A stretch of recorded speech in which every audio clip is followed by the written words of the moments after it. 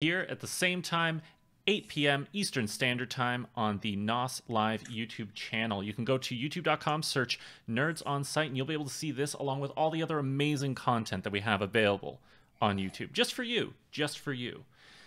Now, I'd like to take a quick second to mention that this episode is sponsored by DNS Thingy. We'll be discussing them a little later on in the show. And I would like to take a moment and introduce my amazing panel that I have with me today. So to start with, you know them, you've seen them every week you've been here. David, how would you like to introduce yourself? Thank you very much. Glad to be here. I'm one of the lucky co-founders of Nerds on Site, going back 22 years when John and I met over an Adam Sandler movie. Shoot, I shouldn't have said that. That would be a good future question, right? Anyway, glad to be here. Thank you. Thank you. And John? Yeah, good question. Which Adam Sandler movie? Oh, two. Remember? It was a back-to-back, two back-to-back features. So, yeah, two Adam Sandler movies. Yeah, same, 22 years. Other co-founder. I think that's all the pertinent information. John. Perfect. Good stuff.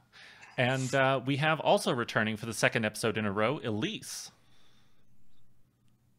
Hello, hello. Good evening or good morning for some of you. I'm Elyse, and I'm out here in sunny or rainy Vancouver area. I was going to say, I don't think you can say sunny too often. So if you can say that, must be a lucky day. Yeah, we cherish those those 3 sunny days out of the year. Take them when you can get them, right?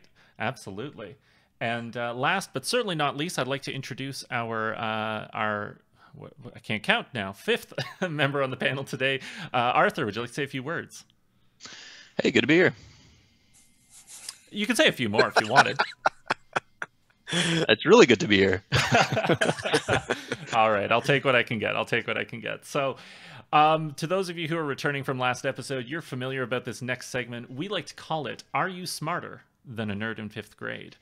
And the way this contest works is John is going to read out a question. And this week, we're actually going to be reading out 2 questions. I will post the questions after the fact in the chat so you can browse at your leisure to review the details.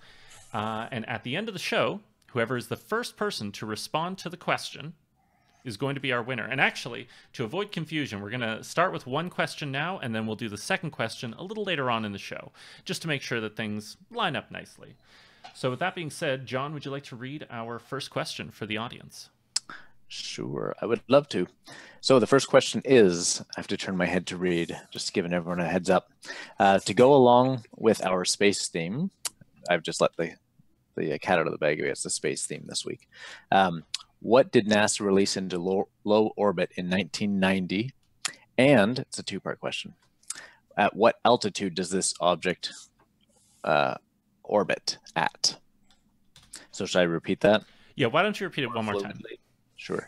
So to go along with our space theme, what did NASA release into low orbit in 1990?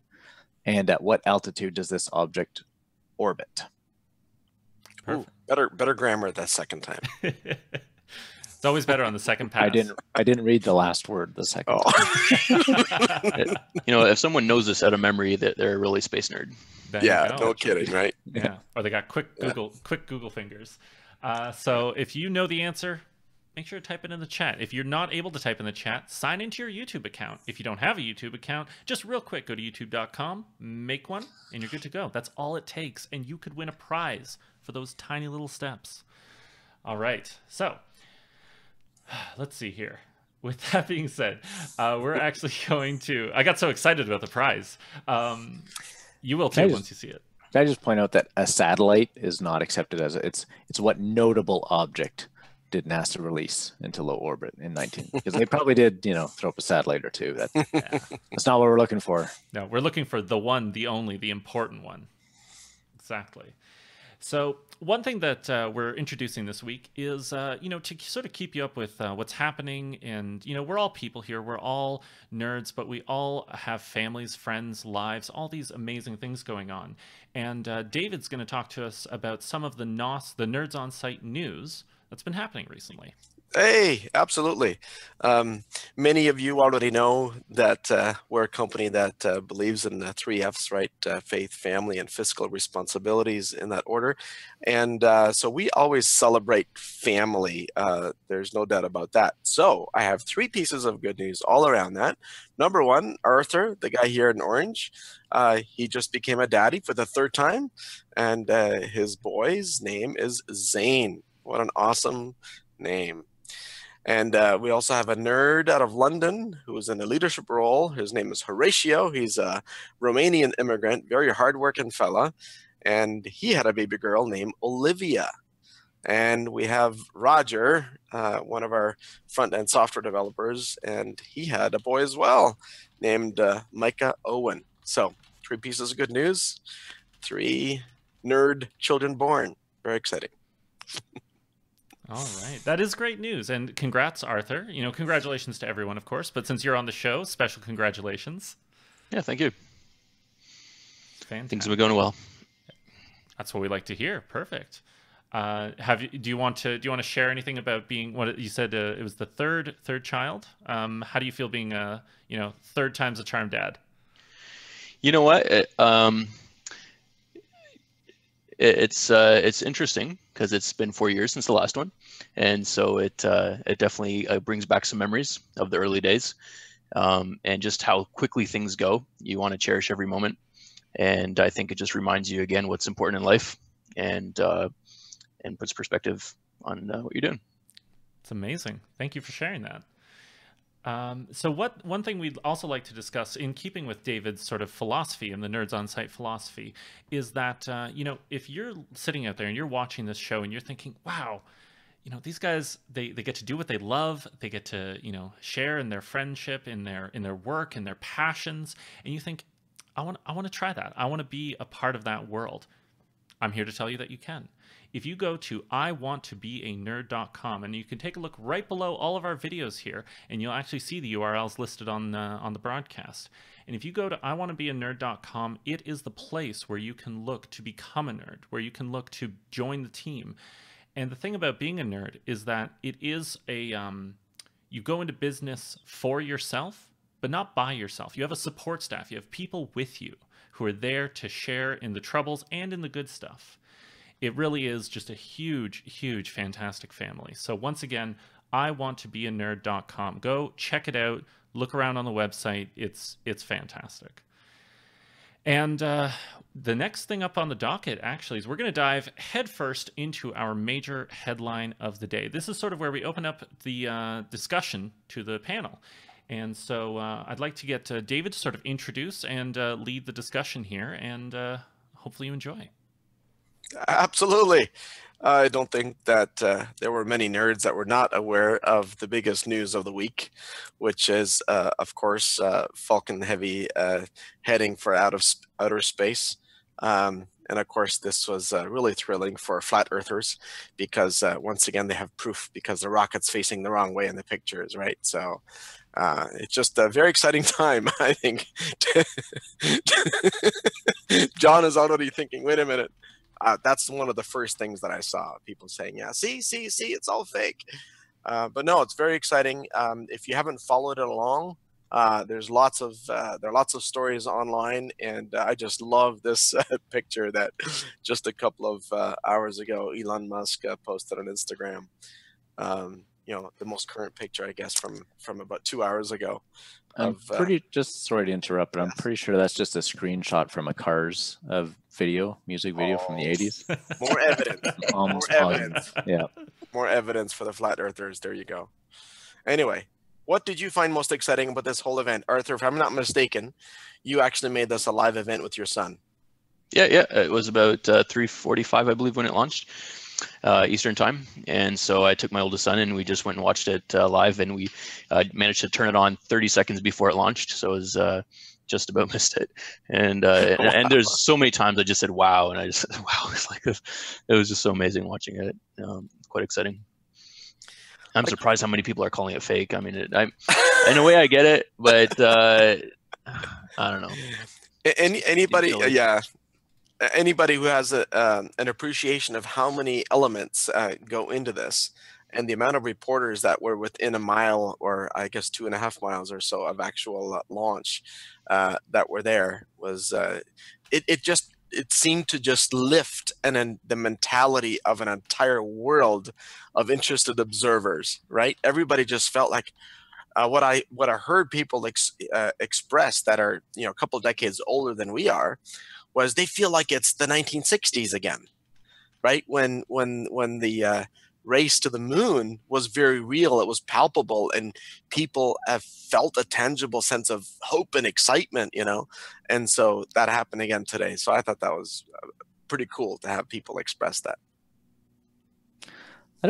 Sorry if I can chime in, but I don't think it's that big of a deal, because it really isn't. I don't know if you're a fan of Top Gear, but the three bozos from Top Gear almost accomplished the exact same thing in 2008 with the Reliant Robin. Like, they had a little detach problem, but other than that, that was like 10 years ago. So when Becky said, by the way, Becky, our fabulous organizer and producer of this on a weekly basis, thank you, Becky. When she suggested to encourage controversy, that's what you just did there. Good job. No, that's factual. You can just go to YouTube and look up the Robin Reliant rocket or whatever from Top Gear. It's quite impressive. Oh, wow. And that was on a shoestring budget, and there's no way they had the budget to fake that. And like I say, it's almost exactly the same thing. How much did it carry, John? What's that? How much did it carry? Oh, I don't know. How much fuel? I have no idea. No, there it is. Third one down. Reliant Robin Space Shuttle Challenge. See? Hey. If you just skip ahead to, oh gosh, that's the whole episode. You found the whole one. But anyways, now keep going. See? Anyways, yeah. They basically, they took a Reliant Robin, they strapped it to a rocket, and they launched the thing. So, a little more fuel, and they would have basically done what Elon's done. So. Wow, that's just incredible. Wow. With twice the weight of what Apollo had when they launched men to the moon, right? That's what it would have done? Right. Absolutely. Very good. Unreal. Wow. Way to put things into perspective, John. I honestly I honestly gave Elon Musk too much credit then. Yeah, thanks for bringing us all back down to earth. I'm just surprised it made headlines at all, but it's just me.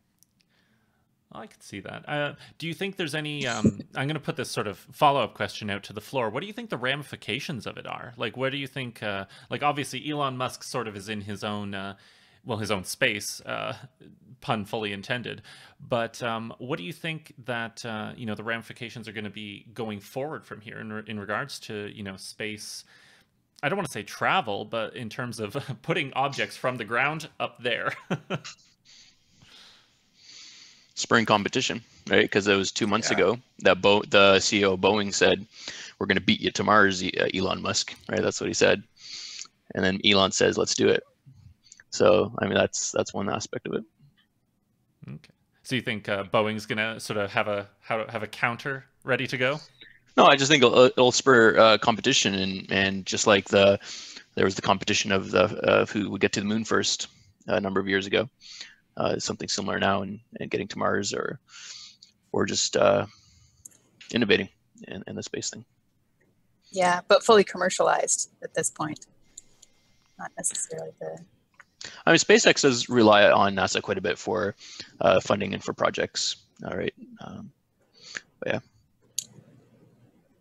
Well, and considering that they had no difficulty in finding 100 semi-finalists for the one-way ticket to Mars, clearly there's no lack of test subjects that are clearly willing to sacrifice their life. I think some people may have assumed they just had to buy the return ticket themselves. Like it was at a half price. Well, given how many people thought, and today we're advertising that the Falcon had already reached past Mars, as opposed to understanding that it was past the Mars orbit, right? Yeah, I think you're right, John. As funny as that is, that's probably true. I think there's a lot of times when people, they go into these things and they see it, the average layperson, and they just look and go, "Oh wow, it's incredible! I'll just, let's just go. What could go wrong? It'd be fine." So I'd like to take a quick break here, just for a second, to mention that we sort of have a bit of a tag team victory for the first question of the day. So Mark Casanto responded to the question, what did NASA release into low orbit in 1990, and at what altitude does this object orbit at? Mark Casanto responded with Hubble, ? Which is obviously the first part of the question. And John Hart responded with 550 kilometers to answer the second part of the question. So I don't know how we're going to resolve this tag team, but we'll be in contact with both of you, and we will see what we can do. I think what we'll do is the winner is just going to get a router cut in half, and we'll just send a part to each. Some guy way back when did that. Sounds fair. I think that's the only fair way to do it. Yeah. Perfect. And with that question all handled and out of the way, John, would you like to read the second question that we've got here? I can. The second question is, oh yes, this is this may also, well, I won't give it away. We'll see if anyone gets it first, and then we can start dropping hints later. What is the top speed of the fastest Tesla car? Okay. Automobile. Do you want to clarify in production or ever slated? Okay. Just to date. To date, exactly. Yeah. And think long and hard about it, but not too hard. Right. Top speed. Perfect. All right. And let's see. So for those of you, again, who were here last week, you'll be familiar with this segment. This is my personal favorite part of the show, just because I learned so much about it. We like to bring a tip of the week, since everybody here is, to one degree or another in certain areas, a tech expert. We have a tip of the week that tends to relate to technology in some way. And for this week, we've got Arthur sharing with us the tip of the week. So Arthur, what have you got? Yeah, sure. I just want to mention that Let's Encrypt is releasing the Acme protocol version 2 by the end of the month. And this is a graph here that shows the growth of Let's Encrypt, who's been providing free TLS certificates, making the internet more secure every month. And they're on a pretty nice trajectory. So Acme version 2, Acme is the protocol that is used to automatically obtain and to verify ownership of a domain. And version 2 will allow wildcard certificates, which is one thing that's been preventing people from adopting it, right? Because wildcard is always something that is kind of more of a specialty thing, but it is very useful in certain cases. And so I think that'll just keep on spurring things on, and probably, I'm going to be just saying in about 2 years, people might want to turn HTTP off on their browsers and only have HTTPS turned on. I would give it 2 years. Well, given this graph, and what I love about that graph too is it's real. It starts at 0. It's not one of these fake graphs that starts at some number, not some non-zero number as the base. So that's awesome. Absolutely love it. Hey, Will, can I do a second tip? Absolutely. Please. I really feel like Go for I it. feel like a second tip. All right. So as good as that one was as a nerdy one, if you have not watched AlphaGo as a documentary, I promise you will enjoy it. It is the epitome of observing what happens to human emotions when artificial intelligence starts to go beyond our capability. And the baseline is like a real live recorded documentary of DeepMind, which is a team that Google purchased that had a single solitary focus for a while to build a program that would beat the world's Go champion. So that's all I want to say. AlphaGo, it's on Netflix, as far as I know, everywhere. So give it a go. You're going to love it. Fantastic. I think as far as 2 tips in a week go, audience, you're very, very lucky this week. David's feeling generous with the knowledge, which is really what we aim for. All right. So I'm actually going to rephrase the question slightly because we're getting some great answers in the chat. But we're going to rephrase the question just slightly.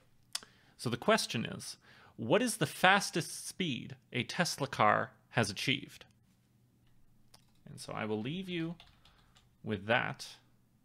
I'm just going to post it in the chat right there. Perfect. So take a think before you answer on this one. Take a think. Take a think.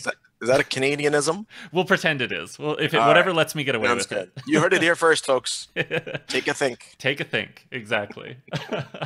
So, as I mentioned at the top of the show, this broadcast is sponsored by DNS Thingy, and the prize that we have, or prizes, I should say, are actually not unrelated to DNS Thingy. So, David, take us away. Hey, thanks very much. It's actually this router that you see on the screen right here. It's an Asus N66R that is preloaded with our very special firmware. The firmware itself is free, but DNS Thingy is a subscription-based business that, based on Home Pro or Business, you get different sets of features of how to control and manage your internet connection. It's designed from homes to protect kids. I use it. We literally created it so that our kids would be forced to only watch YouTube in safety mode. So there's strict kids mode, and there's moderate, and there's unfiltered or block it altogether. So there's a variety of options. And same thing with Google. Everybody needs Google or Bing, and so you can force safe search. So there's no way to work around that. So there you go. All right. See, there you have it. Like I said, this is the sort of prize that you want a chance to win. So, you know, if there's still a few seconds left, maybe even a minute, I'll go so far as to say, for you to answer that final question. And if you don't manage to win the prize this week, the joyous thing is we will be back here next week. And once again, I just want to mention that is 8 p.m. Eastern Standard Time, youtube.com/nerdsonsite. It's here. We're here. It looks to me like Steven in the chat might have given someone else an opportunity to do another Google search or two. Oh, Steven, you shouldn't have done that. You should have searched yourself. He set them up for it, but he didn't quite knock them down. Type fast, read fast. Oh, John, now you're going to show some acceleration. Now we're looking for speed, not acceleration. Yes. What is the fastest top speed a Tesla car has achieved is the question. All right. So we're going to begin to wrap up the show here. I would like to actually take a moment as we're waiting for these sort of final answers to pour in to just take sort of a bit of a bonus. I'm going to take us a little bit off script just for a moment here. I'd like to get our fantastic panel here to maybe mention something that they've worked on this week. As we've mentioned in the past, nerds all have these amazing, amazing stories and so many little projects they work on.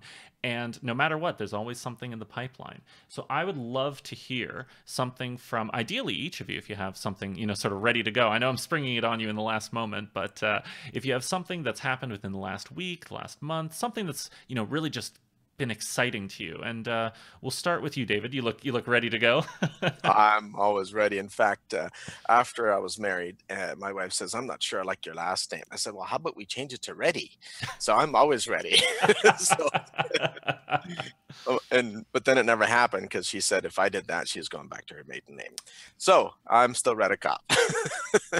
Anyway, so the thing I did this week that was kind of exciting, using open source technology, building a fully redundant router where you could literally yank the power out of a router and the client wouldn't even know because the other one just took over, right? So it's kind of cool to do these kinds of things once in a while in the real world and see that this stuff has come such a long way. Used to be that you'd have to spend tens of thousands of dollars to have that kind of redundancy, and now you can do it sometimes even for free. And your nerd might even help you to do that and learn it yourself. There you go. Perfect. And John, Arthur, Elyse, any exciting stuff that's happened recently? Well, not to plug again on DNS Thingy, but I've just moved into a new place and I have set up my own DNS Thingy here. Just today, it took me maybe, I don't know, a couple of minutes. Oh, you never told us that. That's awesome. Yeah. Yeah, so I'm very excited playing around with all the settings, but yeah, looking forward to seeing the power of the tool. It's a pretty amazing product. That's brilliant. And it was just that easy to just get set up right away, was it? easy as that. Yep. Simple. It's amazing, amazing. And you too, again, audience, you can own one of these. You can actually have one in your hands just for answering a question. How incredible is that? John, Arthur, what have you guys got going on? I can chime in. I'll add something else to the DNS thingy. So I stayed at a hotel the night before last night, whenever. Yeah, 2 nights ago. And I was able to tunnel home, VPN home to my DNS thingy router in my home and surf securely on public Wi-Fi, non-encrypted Wi-Fi.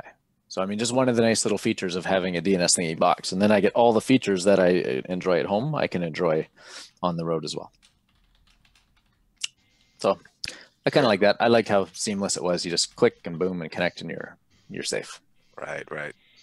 Very good. And Arthur, once again, last but not least, share what's going on in your life. Aside from having, a fantastic, obvious child, well, of course, yes. I had to think a moment because most of this I've been working on, I can't really talk about. But one thing I did do this week is make DNS thingy better, and then the other thing is I did help set up a local school with G Suite for Education, which is really awesome. I still can't believe how Google gives away unlimited storage for schools. And anytime a nerd works with a school or any schools that might be listening, you got to get on G Suite for Education. It's just, it's a no-brainer. Yeah, anybody who's involved in Africa, where they use Hotmail, that's been a huge savior over there. Great resource. Definitely. If it's not too late, I mean, I have been tinkering on a little project here, technically speaking. I've strapped a couple JATO units, the Jet Assist takeoff units, to one of our cars, and I'm gonna see how that goes. Just to see what happens, right? Wow. I don't think anybody's ever done that before. I'm sure it will go well. You should post a video. I will. All right. So we've got a response to our. Oh my goodness. Here's. Is that the one, John? We caught you. We caught you.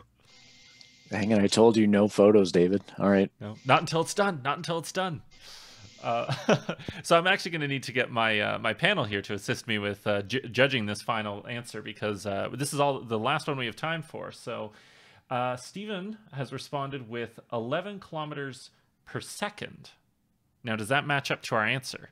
I'm going to need to get some expertise in the house. Oh, what's 11 times 3,600? Well, that's right.